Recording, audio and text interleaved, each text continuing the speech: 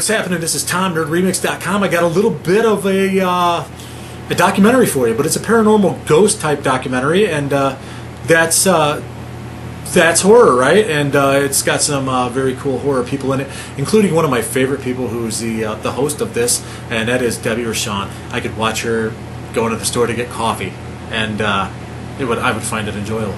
Anyway, she looks fantastic in this, and she sounds fantastic, and anytime she's got screen time, I'm down for it, okay? So anyway, it's hosted by Debbie Rochon and Sabrina Siegel, who I've never seen, and who kind of talks a little too fast for this. But anyway, it's a documentary about hauntings in Tennessee. It's based on the book Tennessee Ghosts, a real original title there, dynamic, by Jim O'Rear, one of my favorite people in the genre. And it details, like the title says, the ghosts of Tennessee. It has Debbie and Sabrina go into different haunted locations, reputedly haunted locations in the state of Tennessee, and giving a little background, talking maybe some first-hand, testimony from people, and it contains, I'm kind of a skeptic, but this contains some pretty compelling stuff. They go to places like the Hermitage, which is, Andrew Jackson's home, former president and everything. Talks about some stuff that went on there, and some hauntings that may or may not be going on there, some paranormal stuff that people have witnessed and investigated there.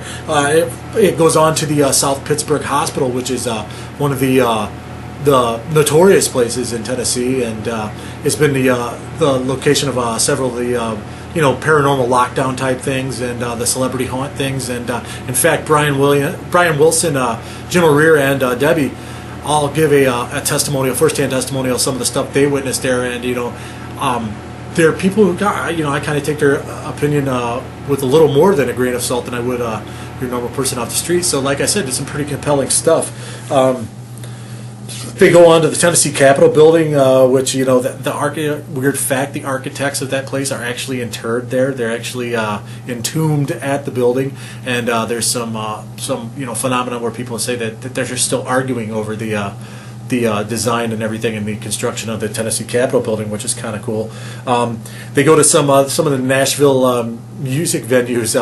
One quote that kind of made me laugh was Debbie saying country or hillbilly music. The Ryman Auditorium, the home of the Grand Ole Opry.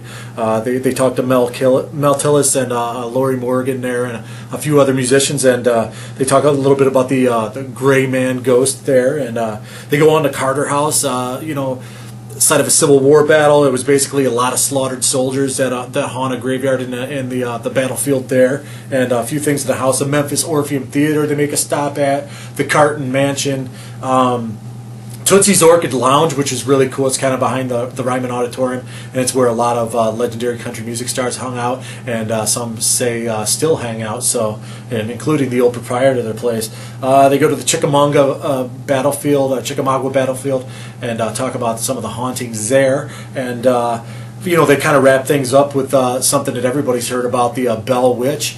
And they go into a lot of detail about that story that I wasn't really aware of. Seen it, a couple segments on different paranormal shows and a couple documentaries about that. So that was kind of cool. Very informative, very well done documentary. It was written and directed by Jim O'Rear, and very cool job. I really enjoyed Debbie telling these stories. Her voice flows really nicely, and she gives a really informative hosting job, I guess. And Sabrina Siegel only enhances that a little bit. Like I said, she talks a little fast sometimes, but never like auctioneer speed or anything like that. But a really cool documentary, and as a skeptic like myself, it had some pretty compelling evidence. So who knows? Maybe one day Jim O'Rear will discover a real ghost, and he talks a little bit about getting slimed, which for a second I'm like, whoa, he's got to be putting me on, but he seemed pretty convinced that it happened. So I'm not going to be one to call anybody a liar, but like I said, I'm a skeptic, and this went a long way to lifting some of that skepticism. So that's a very well done documentary, in my opinion, and it's probably a good. It's definitely over 90 minutes, and it holds your interest throughout. It never gets boring, and that's well done documentary. So I give Ghosts of Tennessee a definitive 8.5 out of 10. Very cool documentary. Seek it out, check it out, and maybe it'll convince you to visit some of these places in Tennessee, and maybe find yourself a ghost. Who knows? I'm Tom, NerdRemix.com. Thanks.